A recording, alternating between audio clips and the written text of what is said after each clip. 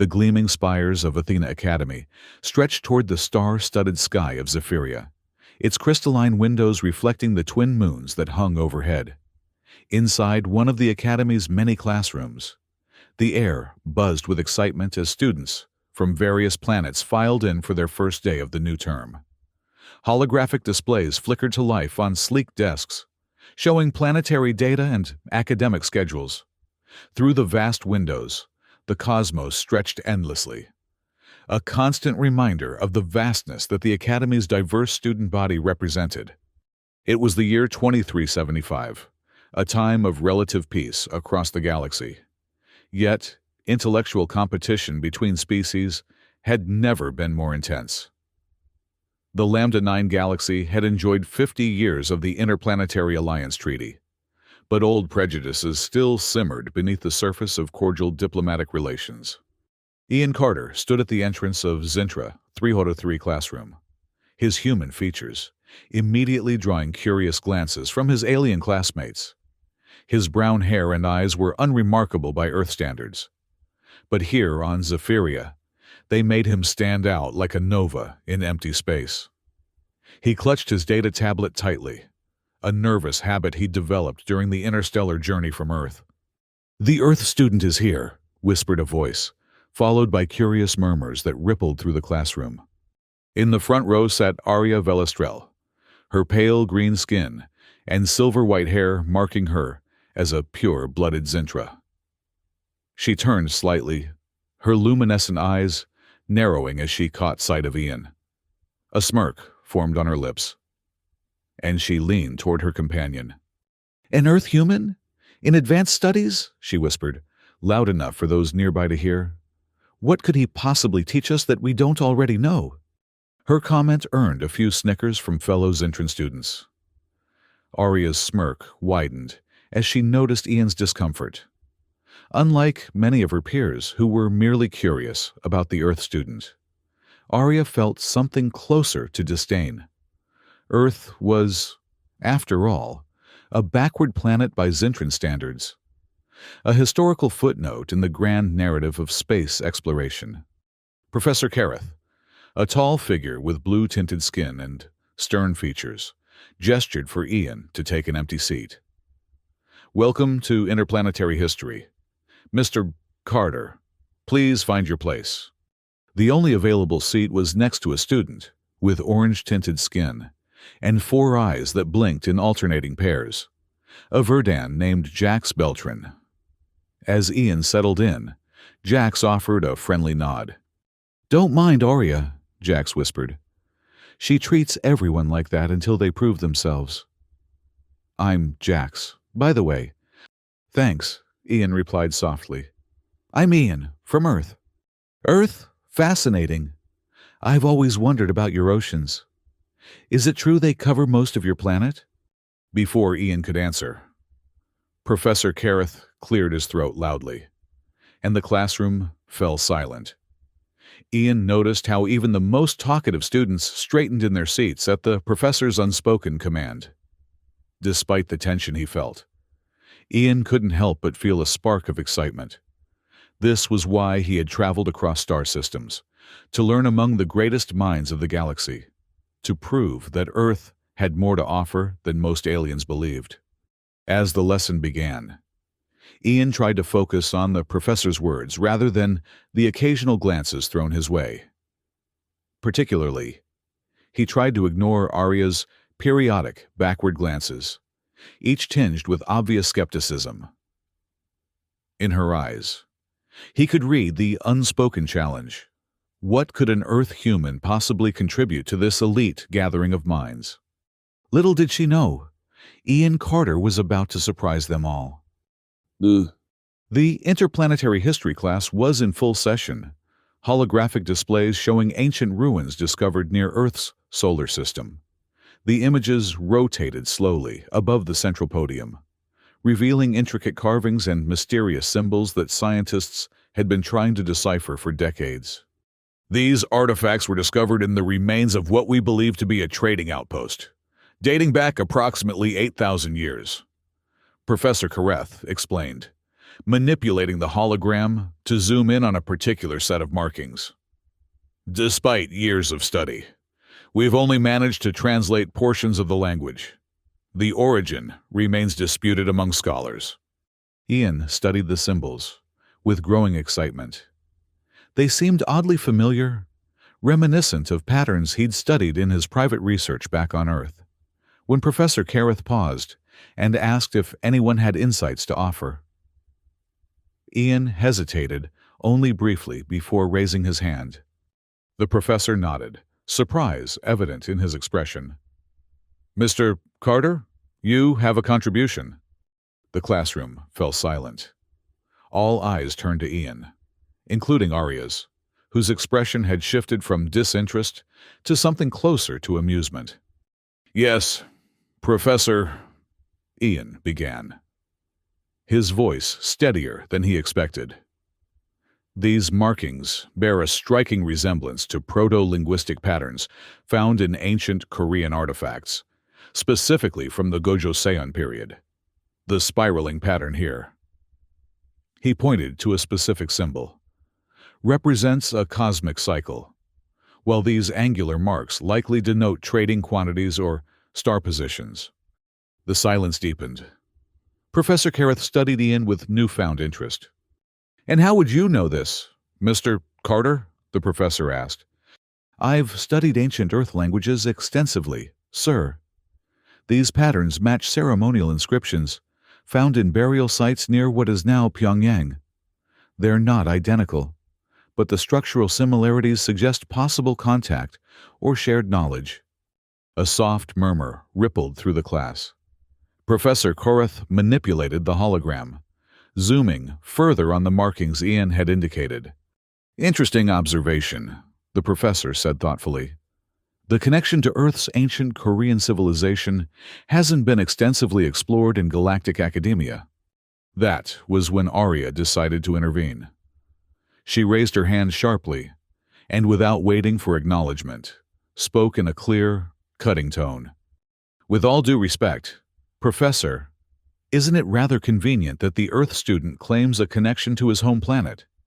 These are likely universal patterns that evolved independently.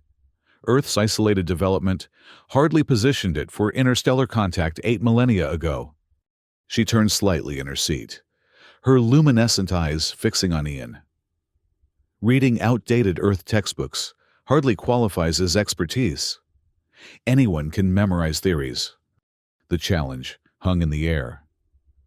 Several students shifted uncomfortably, while others watched with interest, anticipating Ian's response. Ian felt heat rise to his face, but alongside embarrassment came a spark of determination. "These aren't theories from textbooks," he replied evenly. "The connection was noted in my independent research, comparing symbol evolution across multiple civilizations." Professor Kareth raised a hand, silencing further debate. "An interesting perspective from both of you. This is precisely why Athena Academy values diversity of thought." He looked pointedly at Aurea. "Knowledge recognizes no planetary boundaries. Ms. Velastrell. Theories should be evaluated based on evidence, not origin." Then to Ian. "I'd be interested in reviewing your research, Mr. Carter." As the class continued, Ian could feel Arya's gaze burning into him occasionally. What had begun as dismissal had evolved into something more challenging, a determination to prove the Earth student's unworthiness among Zephyria's brightest. For Ian, the encounter had ignited something unexpected. The initial embarrassment had given way to a quiet resolve. He might be far from home, surrounded by species who viewed Earth as primitive, but he carried knowledge they didn't expect. For the first time since arriving, he felt a flicker of confidence. Meanwhile, Arya was formulating her own plans. The Earth human had surprised her, but that only meant she needed to be more thorough in exposing his limitations. She would prove that humans, especially one from a minor Earth nation, couldn't compete with Zintran excellence. It was she told herself, a matter of upholding her people's reputation. The challenge had been issued, though neither had spoken it aloud. A contest of minds had begun that would lead them both down unexpected paths. The following weeks at Athena Academy unfolded in a rhythm of challenging classes and subtle competition. Ian quickly discovered that being the only Earth human meant navigating not just academic challenges, but social ones as well. While some students like Jax showed genuine curiosity about Earth, others maintained a polite distance, uncertain how to interact with the human newcomer. Arya, however, had made her position clear. After the interplanetary history class, she had elevated her dismissal of Ian to an active campaign of proving his inadequacy. She took every opportunity to highlight her superior knowledge, particularly in subjects where Zintrans traditionally excelled. The opportunity for direct confrontation came 3 weeks into the term, when Professor Thalrus announced a challenge in xenobiochemistry class. For next week's assessment, the professor explained, her 6-fingered hands manipulating a complex molecular model floating above her desk. You will analyze the properties of Ley's phosphor compounds found in Eldorian crystalline formations. These compounds are particularly challenging due to their quantum instability. Ian noted how several students exchanged concerned glances. Even Arya's confident expression faltered momentarily before she regained her composure. As they filed out of the classroom, Arya deliberately stepped into Ian's path, her silver eyes gleaming with challenge. "This should be enlightening," she said, her voice carrying just enough for nearby students to hear. Eldorian biochemistry is particularly complex, certainly beyond Earth's scientific understanding. Perhaps you should consider requesting a simplified assessment. Ian met her gaze steadily. "I appreciate your concern, but I'll manage." "It's not concern," Arya replied with a thin smile. "Just setting appropriate expectations. Zintran students study quantum biochemistry from childhood. You're already several years behind." With that, she swept past him, leaving Ian with a mixture of irritation and determination. He knew exactly what she was doing, establishing a narrative of his inevitable failure before he'd even begun. That evening, while other students socialized in the Academy's common areas, Ian sequestered himself in the holographic library. The vast chamber housed not only physical texts from thousands of worlds, but also direct neural interfaces to the galactic knowledge network. He settled into a study pod and began researching Eldorian crystalline formations. Hours stretched into days as Ian delved deeper into the subject. He discovered that Earth's scientific databases contained surprisingly little about Eldorian biochemistry, a fact that validated Arya's assertion, much to his frustration. But giving up wasn't an option. With 3 days remaining before the assessment, Ian made a desperate decision. Using his personal encryption codes, he established a quantum communication link to Earth, specifically to the Korean Advanced Sciences Institute in New Seoul.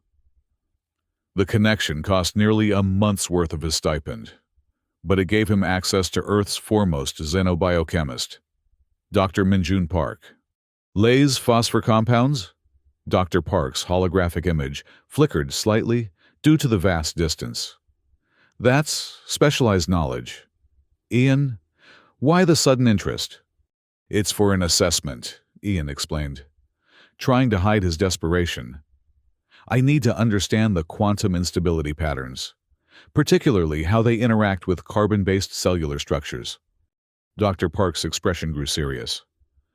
This isn't just academic curiosity, is it? You're trying to prove something. Ian sighed. I'm the only Earth student here. Dr. Park, every assessment feels like I'm representing our entire planet. I understand, the older scientist said kindly. The burden of representation is heavy, but remember, you're there because you earned your place. He paused. I'll transmit everything we have on Eldorian biochemistry. It's not comprehensive, but combined with what you can access there, it might give you an edge. The day of the assessment arrived, and Ian entered the laboratory having barely slept in the past week. Dark circles shadowed his eyes, but determination kept him focused. The assessment involved analyzing an actual Eldorian crystal sample and identifying its specific Ley's phosphor composition, along with explaining its quantum properties. As students worked at their individual stations, Ian noticed Arya occasionally glancing in his direction, clearly expecting to see signs of struggle. Instead, he worked methodically, applying the knowledge he'd gained through his exhaustive research. When the results were announced 3 days later, Professor Thalris displayed the scores on the main holographic screen. Ian's name appeared near the top, tied with Arya's. Both had scored 94 out of 100 possible points. The classroom fell silent. Then whispers broke out among the students. Ian caught fragments. How did he? Must have had help. Impossible for an Earth human. Arya's reaction was the most dramatic. Her pale green skin flushed darker with emotion, and she stood abruptly from her seat. "This must be a mistake," she declared loudly. "Or perhaps just luck." Professor Thalris regarded her with cool displeasure. "There is no mistake, Ms. Velestrel." Mr. Carter's analysis was thorough and innovative. In fact, his approach to quantum stability calculation showed a perspective I hadn't considered. As they left the classroom, Ian found himself surrounded by curious students, some congratulating him, others clearly reassessing their opinions of Earth's scientific capabilities. Through the crowd, he caught sight of Arya standing apart, her expression a complex mixture of disbelief and something that might have been grudging respect. The small victory gave Ian a confidence boost, but he knew this was just the beginning. Arya wouldn't simply accept this outcome. She would find another way to challenge him. And next time, she would be better prepared. What neither of them realized was that their academic rivalry was about to reveal deeper truths that would change their understanding of each other and their respective worlds. 2 days after the biochemistry assessment, Ian found himself part of a small discussion group for their cultural anthropology class. The group included Jax, 2 other students from minor worlds, and, to Ian's surprise, Lyra Velen, Arya's closest friend. Unlike Arya, Lyra possessed a genuine curiosity about other cultures. Her pale green skin and silver-white hair marked her as a Zintran, but her approach lacked Arya's inherent superiority. "We're supposed to present on cultural artifacts that transcend planetary boundaries," Lyra explained, taking the lead naturally. "Something that demonstrates parallel development or cultural exchange." As the group brainstormed, Ian listened more than he spoke, still uncertain of his position among them. Then the conversation turned to mythological patterns, and Ian found himself drawn in. The concept of a world-encircling serpent appears in over 30 civilizations, Jax offered. "It's a universal archetype." "Too universal," replied Lyra. "We need something more specific, something with unique identifiers that couldn't be coincidental." Ian hesitated, then spoke up. "What about the Great Hanjul?" The group fell silent, looking at him with varied expressions of confusion. "The what?" asked one of the other students. "The Great Hanjul," Ian repeated. "It's an Earth legend from the 21st century Korean period. According to the story, it was a crystal that contained encoded knowledge from ancient star travelers." Lyra leaned forward, her interest piqued. "And this is significant because the description matches artifacts found on 7 different worlds, including early Zintran settlements," Ian explained. "The encoded patterns are too similar to be coincidental, but the legend was isolated to a small region of Earth, making cultural diffusion unlikely unless there was actual contact." Lyra's eyes widened slightly. "That's actually fascinating. I've never heard of this great hand jewel. Jax nodded enthusiastically.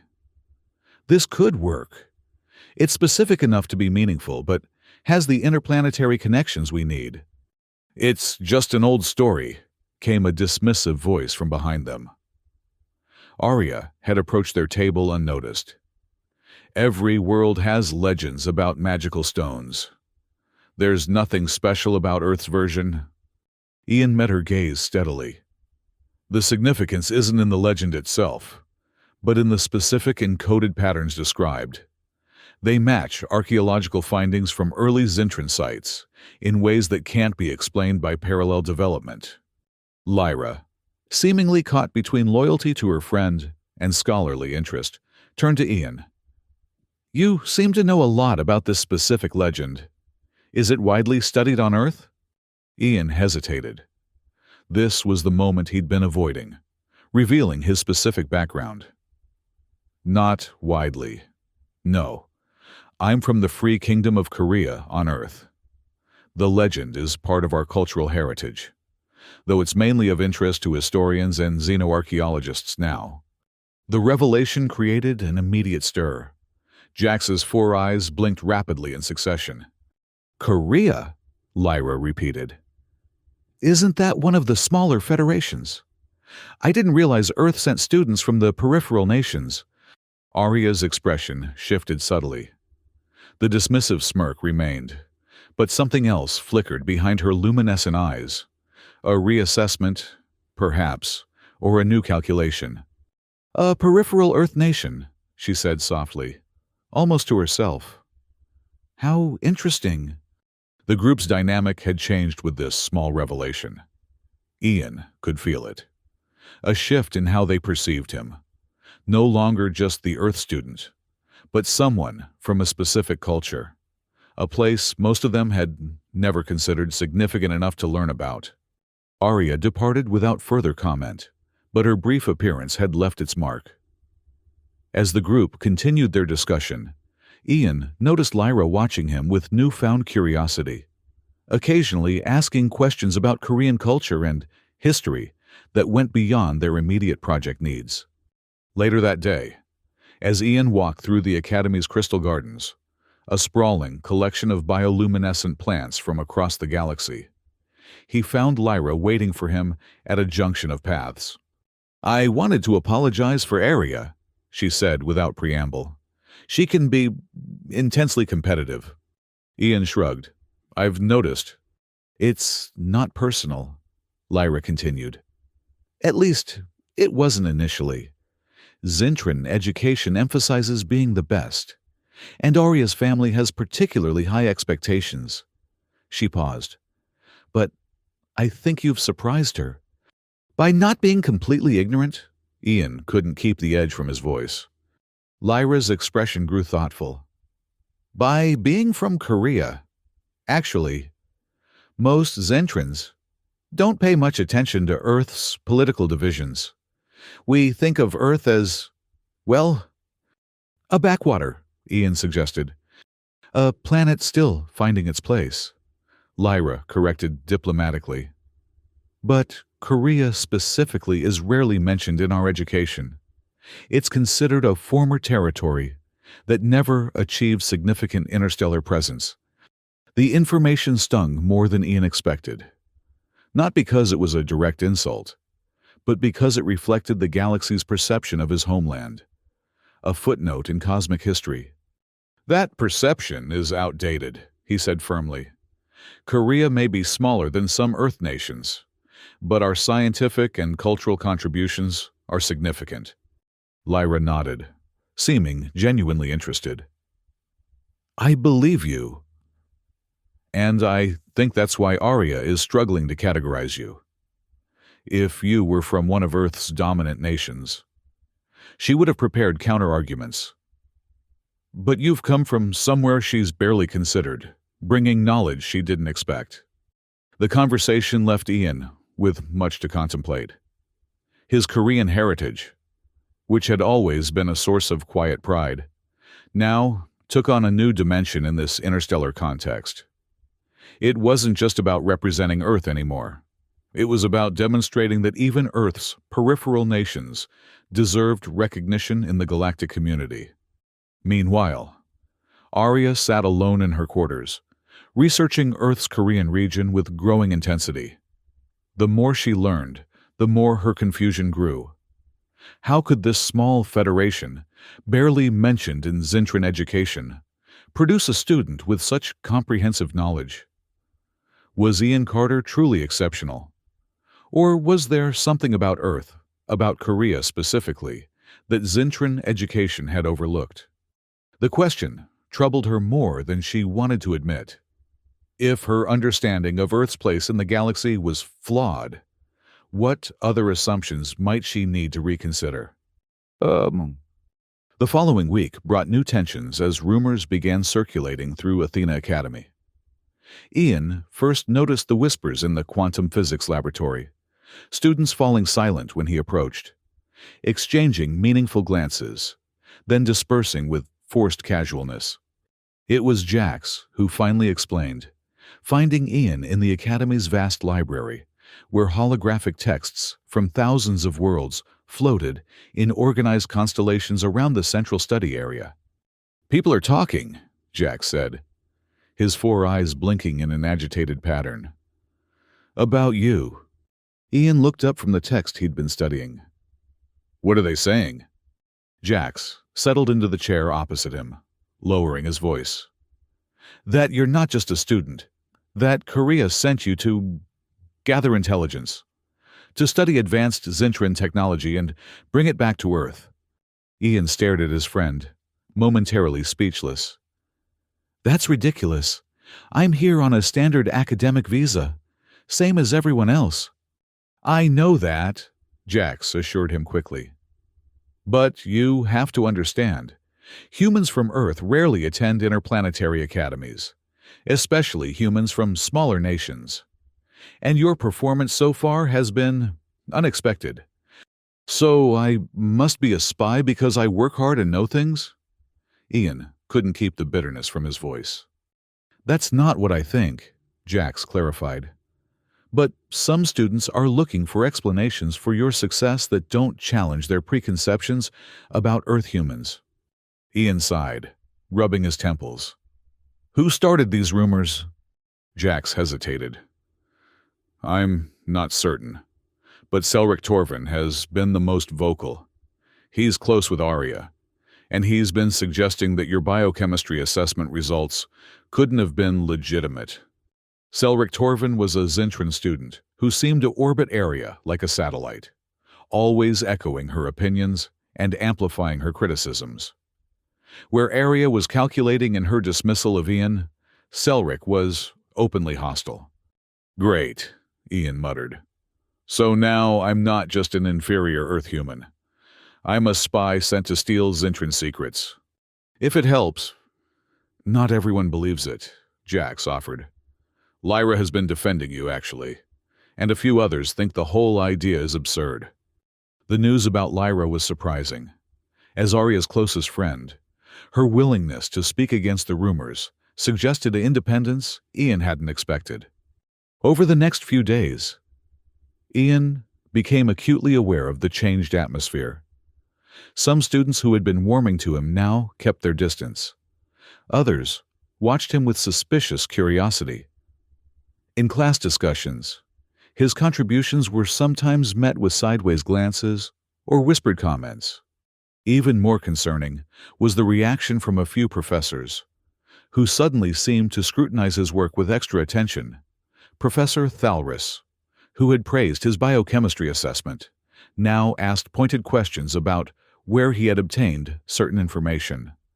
The situation reached a breaking point during a practical exercise in the Academy's massive simulation chamber. The class was divided into teams to navigate a recreated Zephyrian crystal field during a simulated storm, a dangerous natural phenomenon where crystalline formations became volatile and released energy bursts. Ian found himself assigned to a team with Lyra and two other students, neither of whom seemed pleased with the arrangement. As they prepared to enter the simulation, Selric approached. Arya trailing behind him with an expression that mixed curiosity and discomfort. "Be careful with your Earth teammate," Selric said loudly to Lyra. "Make sure he doesn't collect samples to take home." The comment hung in the air, its implication clear. Ian felt heat rise to his face. But before he could respond, Lyra stepped forward. "That's enough, Selric," she said firmly. "These rumors are beneath you, beneath all of us." Selric's pale green features darkened slightly. "I'm just suggesting caution. After all, Earth has a history of appropriating technology from more advanced civilizations." Ian couldn't contain himself any longer. "Earth has contributed as much to galactic science as it has learned from it," he said, keeping his voice level despite his anger. "The unified theory of quantum gravity was developed by an Earth physicist. The protein-folding algorithm used in medical replicators across the galaxy came from a Korean research institute." Selric sneered. "Isolated examples that built on foundations established by more advanced species." "Stop it," Arya said suddenly, her voice cutting through the tension. All eyes turned to her in surprise. "This is childish, Selric. We're students, not diplomats or security officers." Selric looked at her with obvious confusion. "But you said—" "I said his success was surprising. Not that he was stealing secrets," Arya interrupted sharply. "There's a difference between healthy competition and baseless accusations." The intervention left everyone momentarily speechless. Ian caught Arya's gaze, searching for some explanation for her unexpected defense. But her expression remained unreadable. The simulation exercise proceeded without further incident, though the tension lingered. As they navigated the crystal field, dodging energy bursts and analyzing formation patterns, Ian found himself working closely with Lyra, while the other team members maintained their distance. "Thank you," he said quietly, during a moment when they were temporarily separated from the others. "For standing up earlier." Lyra gave him a considering look. "Don't thank me for basic decency, and don't thank Arya either. I'm not sure why she intervened, but I doubt it was for your benefit." "Still, it helped," Ian replied. "The rumors will fade eventually," Lyra assured him. "But only if you keep proving yourself through your work, not through arguments." As they exited the simulation chamber later, Ian noticed Arya waiting in the corridor. She motioned for him to follow her to a more private alcove near one of the Academy's vast windows. Outside, the twin moons of Zephyria cast silver light across the crystalline landscape. "I want to be clear about something," Arya said without preamble. "I still believe Zintran students are naturally better equipped for advanced studies. Our educational system, our cultural emphasis on scientific excellence, these give us advantages Earth humans simply don't have." Ian waited, sensing there was more to this unexpected conversation. "But," she continued, "spy accusations are intellectually lazy. If you're succeeding, it should be examined on its merits, not dismissed through conspiracy theories." She met his eyes directly. "I prefer to defeat rivals fairly. Otherwise, victory means nothing." With that cryptic statement, she turned and walked away, leaving Ian to wonder if he'd just received a compliment, a declaration of continued competition, or perhaps both. What was becoming increasingly clear was that Arya's perspective was shifting, if only slightly. Her initial dismissal had evolved into a more complex evaluation, still competitive, still rooted in assumptions about Zintran superiority, but now tinged with reluctant recognition of Ian as a legitimate academic rival. For Ian, this represented a small victory. Not acceptance, certainly, but the beginning of something that might eventually lead there.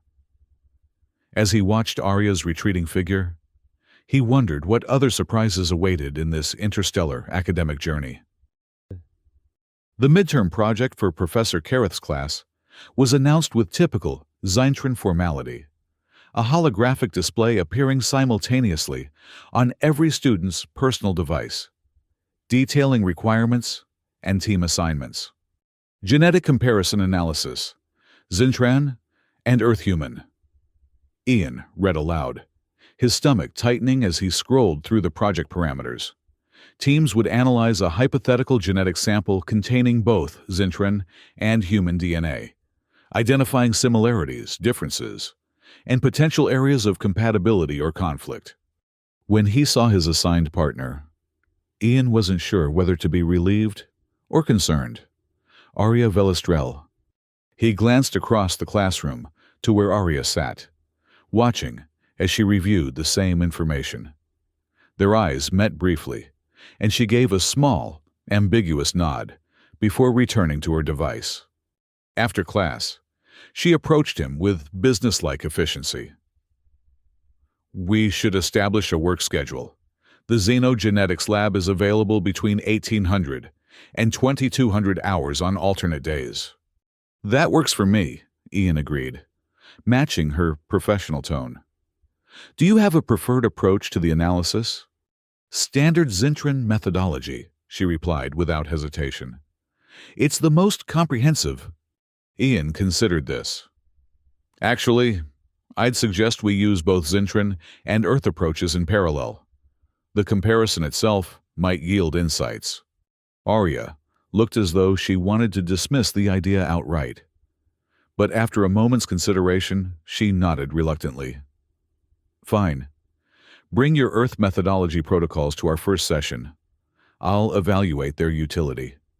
Their initial work sessions were tense affairs of carefully maintained professionalism. They spoke only when necessary, each focusing on their respective analysis methods. Ian found himself working twice as hard, aware that any mistake would reinforce Arya's preconceptions about human capabilities. On the third evening, as they studied the complex genetic structures displayed in the lab's three-dimensional projection, Ian noticed something unusual in the hypothetical human DNA sequence. "This is strange," he murmured, mostly to himself. Arya looked up from her own work. "What is?" Ian manipulated the holographic display, zooming in on a particular segment. "This HLA gene complex, it's not typical for most human populations." "HLA?" Arya moved closer to examine the display. "Human leukocyte antigen," Ian explained. "It's a gene complex that helps our immune systems distinguish between self and non-self cells. But this variation..." He trailed off, running calculations through the system. "What about it?" Arya prompted, her academic curiosity overriding their usual standoffishness. "It's a rare variant, primarily found in isolated populations from the Korean Peninsula and parts of Northeast Asia on Earth. It's associated with enhanced neuroplasticity and language acquisition capabilities." Arya's luminescent eyes narrowed. "Are you suggesting this hypothetical human sample is specifically Korean?" "Not necessarily," Ian replied. "But it does contain genetic markers that are statistically more common in Korean populations, which is an interesting choice for a hypothetical sample." They both understood the implication. Professor Kareth had deliberately included Korean-specific genetic markers, perhaps as a nod to Ian's heritage or as a test to see if either student would recognize the significance. "Show me more about this HLA complex," Arya said, her tone shifting from skeptical to genuinely interested. As Ian explained the details of human genetic variation, focusing on the neurological implications of this particular HLA variant, he noticed a subtle change in Arya's demeanor. She asked intelligent questions, made connections to Zintran genetic structures, and seemed to forget, at least temporarily, their competitive dynamic. "So this genetic variation potentially gives Korean humans an advantage in language acquisition?" she asked, manipulating the display to compare it with Zintran language centers. "Potentially, yes," Ian confirmed. "It's been linked to enhanced synaptic plasticity in regions associated with language processing. Some studies suggest It might have evolved in response to the complex linguistic environment of ancient East Asia. Arya was silent for a moment, studying the genetic model with intense focus. Our project was supposed to highlight differences between humans and Zintrans, she said finally. But this particular variation, it's remarkably similar to a genetic sequence Zintrans developed during our early interstellar period. She brought up a Zintran genetic model, highlighting a sequence that indeed showed structural similarities to the HLA variant. This developed as we began encountering other species and needed to rapidly adapt to new communication methods. The discovery shifted the entire focus of their project. Instead of a broad comparison of human and Zentran genetics, they began exploring the specific parallels between Korean genetic adaptations for language acquisition and similar Zentran traits. As they worked together over the following days, the tension between them gradually eased. Their discussions became more open, their collaboration more genuine. Ian found himself explaining aspects of Korean history and culture that related to their genetic findings, while Arya shared insights about Zintran evolutionary development that he would never have found in Earth databases. When they finally presented their project to the class, their unified approach took Professor Kareth by surprise. Instead of the expected comparison highlighting Zintran genetic superiority, which everyone had anticipated from Arya, they presented a nuanced analysis of parallel genetic development across different worlds. What we found suggests that certain cognitive adaptations evolve similarly, despite different planetary conditions, Arya explained to the class.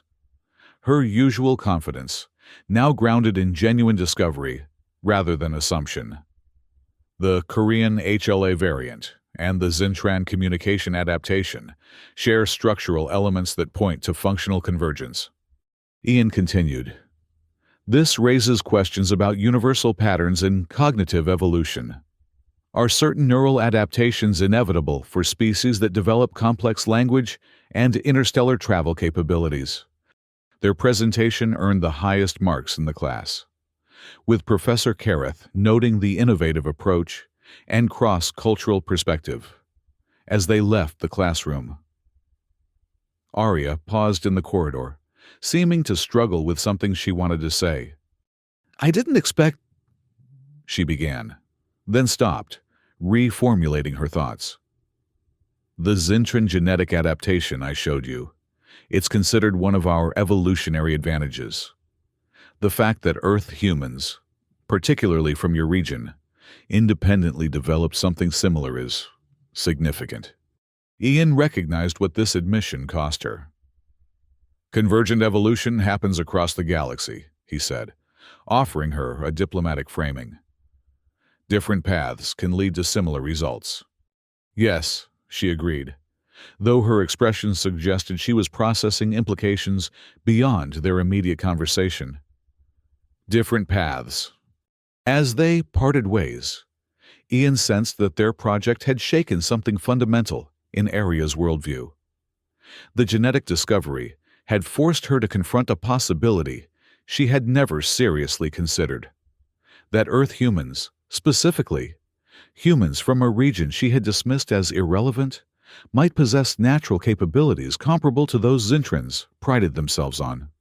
It was a small crack in the foundation of assumed superiority, but cracks had a way of spreading. Ian wondered what would happen when Arya fully processed what they had discovered together. The weeks following the genetics project brought subtle but significant changes to the social dynamics at Athena Academy. The rumors about Ian being a spy had largely dissipated, replaced by a more complex assessment of the Earth students' capabilities. Some Zintran students still maintained their distance, but others, particularly those who had witnessed the genetics presentation, began seeking Ian out with genuine questions about Earth and Korean culture. More surprising was the change in Arya's behavior. While she remained competitive, the edge of dismissive superiority had dulled. In class discussions, she would occasionally acknowledge Ian's points or build upon his ideas, rather than immediately countering them. They weren't friends. Not by any definition, but a grudging mutual respect had begun to take root. Then came the announcement that transformed the Academy's routine: the Interplanetary Cultural Festival, a major event that brought together students from academies across multiple star systems.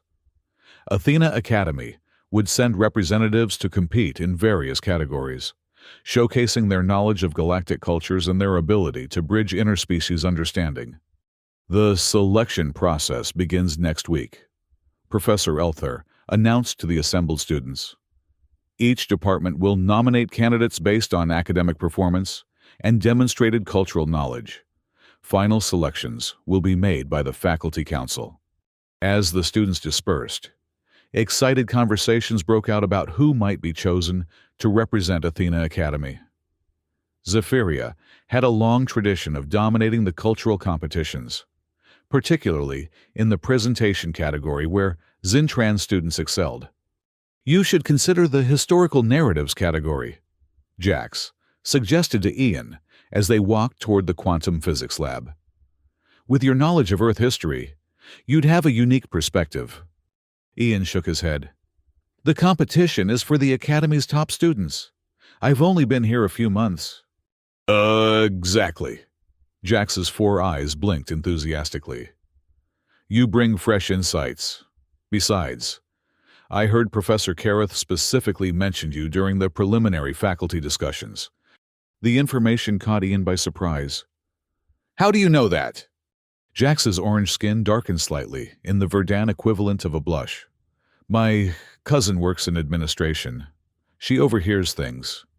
The possibility of representing Athena Academy stirred a complex mixture of emotions in Ian. Pride at being considered, anxiety about the responsibility, and beneath it all, a burning desire to showcase Earth's, and specifically Korea's, cultural contributions to the galaxy.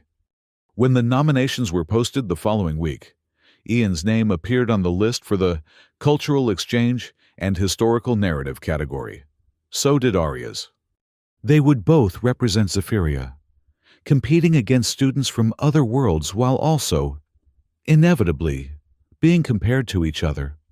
Arya found him in the library that evening, her expression uncharacteristically uncertain. We need to coordinate, she said without preamble. As representatives of Athena Academy, our presentations should complement, rather than contradict each other. Ian nodded, understanding the practical concern. What's your focus going to be? Xintran cultural development through the early interstellar period, she replied, emphasizing our philosophical contributions to the Galactic Charter. It was a classic choice. Xintran influence on galactic governance was well documented and respected. Ian considered his options carefully. I was thinking of exploring early cultural exchanges between Earth and other worlds, focusing on archaeological evidence rather than official historical records. Arya's silver eyes narrowed slightly. You mean the Great Hand Jewel and related artifacts? Among other examples, yes, Ian confirmed. There's compelling evidence of early contact that hasn't been fully integrated into mainstream galactic history. After a moment's consideration, Arya nodded. That should work. Our approaches are distinct enough to avoid overlap. She paused, then added, just ensure your evidence is solid. The judges include leading xenoarchaeologists. I'm aware, Ian replied. I've been conducting additional research. What he didn't mention was that he'd been communicating regularly with researchers at the Korean Institute for Xenoarchaeology, drawing on resources that weren't available in Athena Academy's otherwise extensive library. The competition had given him purpose and focus, driving him to expand his research beyond classroom requirements. As the festival approached, both Ian and Arya threw themselves into preparation. They occasionally crossed paths in the library or research facilities, exchanging brief acknowledgments before returning to their work. The competition had created a strange dynamic. They were simultaneously teammates, representing Athena Academy, and rivals vying for individual recognition. The week before the festival, Ian was working late in the holographic simulation chamber, testing the visual components of his presentation. He had created a three-dimensional model of ancient Korean architectural patterns alongside similar designs found in early Xintran settlements, highlighting structural similarities that suggested cultural exchange. He was so absorbed in adjusting the projection parameters that he didn't notice Arya entering the chamber until she spoke. The resonance patterns are misaligned. Ian turned, startled by her presence. What? She gestured toward his holographic model. The harmonic resonance in the architectural supports. In Xintran structures, they follow a specific mathematical sequence. Your model has them evenly spaced. Ian checked the parameters and realized she was right. Thank you, he said, making the adjustment. I hadn't noticed that detail. Arya moved closer, studying the model with professional interest. Where did you find these comparative examples? They aren't in the Academy database. The Korean Institute sent them, Ian explained. They've been documenting architectural parallels across former trading routes. Something flickered across Arya's features. Surprise, perhaps, or reassessment. Your Earth nation maintains dedicated xenoarchaeological research. Of course, Ian replied, a note of pride entering his voice. Korea has one of Earth's leading programs in comparative xenoarchaeology. It's been a priority since we first joined the Interstellar Alliance. Arya was silent for a moment, absorbing this information. I didn't realize, she finally said. Our education about Earth focuses primarily on the dominant nations and their space programs. Many Earth nations have specialized in different aspects of interstellar relations, Ian explained. Korea chose to emphasize cultural and historical research, particularly regarding early contacts. As they continued discussing the architectural models, Ian realized they were having their first genuine conversation, not as competitors, not as representatives of their respective worlds, but as two scholars with shared interests. It was a small shift, but a significant one. Before leaving, Arya hesitated, then offered a surprising suggestion. You should incorporate Xintran musical tones into your presentation. The architectural patterns you're highlighting have acoustic properties that would resonate with the harmonic scales used in early Xintran ceremonies. Ian considered this. I don't have access to authentic Xintran musical archives. I do, Arya said simply. I can provide appropriate selections if you think they would enhance your presentation. The offer of assistance, however professional in nature, represented a remarkable evolution in their relationship. That would be helpful, Ian acknowledged. Thank you. As the day of the festival finally arrived, Ian found himself standing backstage in the massive Grand Hall of Cultures, where representatives from academies across multiple star systems had gathered. The audience included not just students and faculty, but diplomatic representatives and cultural attachés from various worlds. Arya, dressed in traditional Xintran formal attire of silver and deep blue, approached him before the presentations began. Remember, she said, her voice carrying an unusual note of sincerity. Regardless of our individual performances, we represent Athena Academy together. Ian nodded, appreciating the gesture of solidarity. Good luck, he offered. Skill rather than luck, Arya replied, with a hint of her old confidence. But the sentiment is acknowledged. When Arya took the stage for her presentation, Ian watched from the wings, struck by her poise and command of the material. She presented Xintran cultural development with elegant precision, highlighting philosophical contributions that had shaped interstellar cooperation. It was exactly what everyone expected from a top Xintran student, polished, authoritative, and impressive. Then it was Ian's turn. As he stepped onto the stage, facing the diverse audience of beings from across the galaxy, a calm determination settled over him. This was his opportunity to share not just his research, but his heritage, to give voice to a part of Earth's history that had been overlooked in galactic education. He began with a brief introduction to ancient Korea, contextualizing it within Earth's complex political history. Then, activating the holographic display, he revealed the three-dimensional models he had prepared, ancient Korean architectural and artistic patterns alongside their Zintron counterparts. "What you're seeing isn't just similar design aesthetics," he explained, his voice steady and clear. "These are functional patterns that served specific purposes in both cultures." As he spoke, he activated the musical component Arya had helped him prepare, the haunting tones of ancient Korean ceremonial music, blending seamlessly with early Zintron harmonics.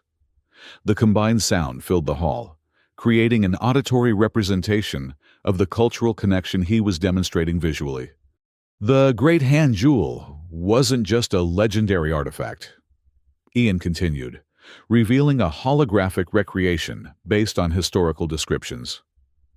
It was a physical record of early contact between our worlds, a crystalline database containing knowledge exchanged between Earth visitors and interstellar travelers. He presented evidence methodically, linguistic parallels, architectural similarities, genetic markers, and mythological motifs that appeared in both Korean and Zintron historical records. Each piece built upon the last, creating a compelling case for cultural exchange dating back thousands of years before official first contact. The audience's reaction shifted from polite interest to genuine engagement. Even the diplomatic representatives leaned forward, some taking notes or whispering to their aides. As Ian concluded his presentation, the hall fell silent for a moment before erupting in applause. He caught sight of Arya in the wings, her expression complex, professional assessment mixed with something that might have been reluctant admiration. The judges deliberated for nearly an hour before announcing the results. When they returned, the head judge, a respected xenoanthropologist from the Centauri system, took the central podium. "This year's presentations have demonstrated exceptional scholarship and cultural insight," she began. "After careful consideration, we have decided to award joint first place in the cultural exchange category to Arya Velastro and Ian Carter of Athena Academy, Zephyria." A ripple of surprise moved through the audience, followed by applause. Joint awards were unusual in the highly competitive festival. "Additionally," the judge continued, "we are presenting a special commendation for cross-cultural discovery to Ian Carter, whose research on early Earth-Zintron contact represents a significant contribution to our understanding of interstellar history." The special commendation was unexpected. As Ian accepted the Crystalline Award, he glanced at Arya, who had received the Excellence in Linguistic and Philosophical Presentation Award. A prestigious recognition, but one that felt somewhat overshadowed by the special commendation. For a moment, their eyes met across the stage. Ian expected to see resentment or disappointment, but Arya's expression was more complex, a mixture of professional acknowledgement and personal reassessment. She gave him a small, formal nod before turning to accept congratulations from her Zintron peers. The implications of what had just occurred weren't lost on either of them. An Earth student, specifically a student from Korea, a nation barely mentioned in galactic education, had not only matched a top Zintron student, but had received special recognition for research that challenged established historical narratives. Something fundamental had shifted, not just in their personal dynamic, but in the broader perception of Earth's place in interstellar academia, and neither of them could predict where this new understanding would lead. Nofu. The journey back to Athena Academy was subdued. The transport ship filled with tired students, processing their experiences at the festival. Ian sat alone near a viewport, watching the stars streak by and reflecting on the unexpected turns his academic journey had taken. From the corner of his eye, he noticed Arya enter the observation deck. She hesitated briefly before making her way toward him, her expression unreadable. without asking permission. She took the seat opposite him, her crystalline award clutched in one hand. For several moments, neither spoke. The silence stretched between them, filled with unasked questions and unspoken acknowledgments. "Your presentation," Arya finally said, her voice carefully neutral, "was not what I expected." Ian met her gaze. "Is that good or bad?" "It was—" She paused, searching for the right word. "Illuminating. The evidence you presented about early contact between Korea and Zentran explorers, it contradicts much of what we're taught about Earth's isolation prior to official first contact." "History is written by those with the loudest voices," Ian replied. "Some connections get overlooked or deliberately minimized." Arya's luminescent eyes studied him with newfound intensity. "Why Korea? Out of all Earth nations, why would Zentran explorers establish contact specifically with your region?" It was a question Ian had researched extensively. Geographical and cultural factors, mainly. The Korean peninsula had natural harbors ideal for discreet landings, and the mountainous terrain provided isolation from broader human populations. Culturally, Korean society at that time had philosophical frameworks that made them more receptive to the concept of extraterrestrial beings. He watched as Arya absorbed this information, her fingers tapping rhythmically against her award, a habit he'd noticed emerged when she was processing complex thoughts. "You received the special commendation," she finally said, a statement rather than a question. "Yes," Ian acknowledged, uncertain where she was heading. "It was deserved," Arya said, the words seeming to cost her some effort. "Your research was original. Mine was merely a polished presentation of established knowledge." The admission stunned Ian. From Arya, who had begun their acquaintance with absolute certainty of Zentran's superiority. This represented an extraordinary shift. "Your presentation was excellent," he offered genuinely. "The philosophical connections you drew between Zentran ethics and the Galactic Charter were insightful. But not surprising," Arya countered. "Not challenging to accepted narratives." She fell silent again, looking past him to the stars beyond the viewport. When she spoke again, her voice had lost some of its usual crisp certainty. "I've been researching Korea since your revelation in the study group. At first, I thought understanding your background would help me anticipate your academic approaches. But the more I learned—" She trailed off, then continued with careful precision. "The Korean educational model emphasizes connections between disciplines in ways Zentran education doesn't. Your people have been studying interspecies cultural exchange for generations, while we've focused more on technological advancement and political influence." Ian nodded, surprised by her insight. "Different priorities shape different strengths." "Yes," Arya agreed softly. "Different priorities." She met his eyes directly. "I apologize for my initial dismissal of your capabilities. It was based on ignorance, a failing I've been taught to avoid." The apology, delivered without qualification or excuse, caught Ian completely off guard. Before he could formulate a response, Arya continued, "I still believe Zentran education has significant advantages," she added, a hint of her usual confidence returning. "But I acknowledge that Earth, and specifically Korean, approaches have merits I hadn't recognized." "Thank you," Ian said simply, understanding the significance of what she was offering. "I appreciate that." They lapsed into silence again, but the quality of it had changed. Less tense, more contemplative. Finally, Arya stood. "When we return to the academy, I would be interested in learning more about Korean linguistic structures," she said, her tone becoming more formal. "If you would be willing to share your knowledge." "I'd be happy to," Ian replied, recognizing the offer of academic exchange for what it truly was, a tentative bridge across the gulf that had separated them. As Arya departed, Lyra appeared, taking the seat her friend had vacated. She glanced at Arya's retreating figure, then turned to Ian with raised eyebrows. "That looks civil," she observed. "Almost friendly, even." Ian shrugged. "We've reached an understanding of sorts." "Do you know how rare that is?" Lyra asked, genuine curiosity in her voice.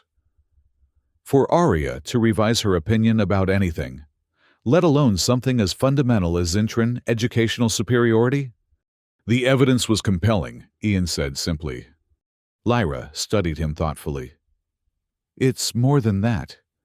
You've challenged her in ways none of us ever have. Not by confrontation, but by simply being more than she expected." She smiled slightly. "It's been educational for all of us."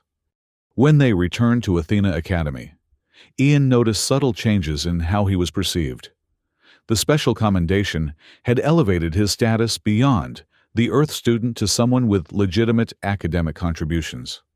Professors who had previously been cordially distant now engaged him directly, asking about his research methods and findings. Even more surprising was Arya's behavior. True to her word, she sought him out to discuss Korean linguistics, bringing questions that showed she had done substantial background research. Their conversations, while still formal, had evolved into genuine academic exchanges. One evening, as Ian worked in the library, he received a message from Professor Kareth requesting a meeting. When he arrived at the professor's office, he was surprised to find Arya already there. "Thank you for coming, Mr. Carter," Professor Kareth said, gesturing for Ian to take a seat. "Ms. Velastrell and I were discussing an interesting proposition." Ian glanced at Arya, who nodded slightly in acknowledgement. "Your joint performance at the Interplanetary Cultural Festival has generated significant interest." The professor continued. "The Academy administration believes there may be value in establishing a more formal cultural exchange initiative, with you two as founding participants." "What would that entail?" Ian asked. "Regular symposia, research collaborations, perhaps exchange programs with institutions on Earth, specifically Korean institutions, given your connections there." Professor Kareth looked between them. "The goal would be to expand our understanding of interspecies cultural development beyond the standard curriculum." The proposal represented a remarkable shift in the Academy's approach. Traditionally, Zintran educational institutions emphasize their own cultural contributions, with other species cultures studied primarily for comparative purposes, rather than as equal participants in galactic development. "I've already expressed my interest in participating," Arya said, her tone carefully neutral. "The initiative aligns with recent expansions in my research focus." Ian realized she was giving him space to make his own decision without pressure. "I think it's an excellent idea," he said. "I'd be honored to participate." Professor Kareth nodded, pleased. "Excellent. We'll begin developing the framework immediately. Your experiences and insights will be invaluable in shaping this initiative." As they left the professor's office, Ian and Arya walked together through the crystalline corridors of Athena Academy. The vast windows revealed Zephyria's twin moons, casting silver light across the landscape, creating patterns of light and shadow that seemed to dance across their path. "So," Ian said, breaking the comfortable silence, "founding participants in a cultural exchange initiative. Not what either of us expected when the term began." Arya's lips curved in a small smile, perhaps the first genuine one he'd seen from her. "Indeed not. I expected to maintain Zintran academic supremacy. You expected to survive in a hostile environment." "And instead," Ian prompted. Arya paused, considering her words carefully. "Instead, we both discovered that excellence transcends planetary boundaries, and that true knowledge comes from exchange rather than isolation." They reached the central atrium where a massive holographic display showed the galaxy in miniature. Countless worlds, represented by points of light, swirling in cosmic patterns. Arya gestured toward the display. "Do you know what I find most compelling about your research?" she asked. Ian shook his head. "The possibility that our worlds have been connected for millennia, not just centuries. That beneath the official histories and political narratives, there have always been bridges between cultures, people who reached across the void to share knowledge." She turned to face him directly. "Like what we're doing now, perhaps?" The statement hung between them, an acknowledgement of how far they had come from their first contentious encounter. Not friends, exactly, but colleagues with growing mutual respect. Representatives of worlds that were more connected than either had initially understood. "To cultural exchange, then," Ian said, nodding toward the galactic display where Earth and Zephyria both shone as tiny points of light in the vast cosmic sea. "To cultural exchange," Arya agreed, her luminescent eyes reflecting the countless stars of the holographic galaxy. "And to discovering what else we might learn from each other." As they stood before the cosmic panorama, Ian reflected on the journey that had brought him here. From a nervous Earth student facing alien skepticism to a respected academic contributor helping reshape interplanetary understanding. It wasn't the path he had expected, but perhaps that was the most valuable lesson of all, that the greatest discoveries often came from unexpected directions, and the most meaningful connections formed across the greatest differences. The future stretched before them, filled with possibilities neither could fully predict, a collaborative journey that might, in its small way, help bridge the vast distances between worlds and minds across the galaxy.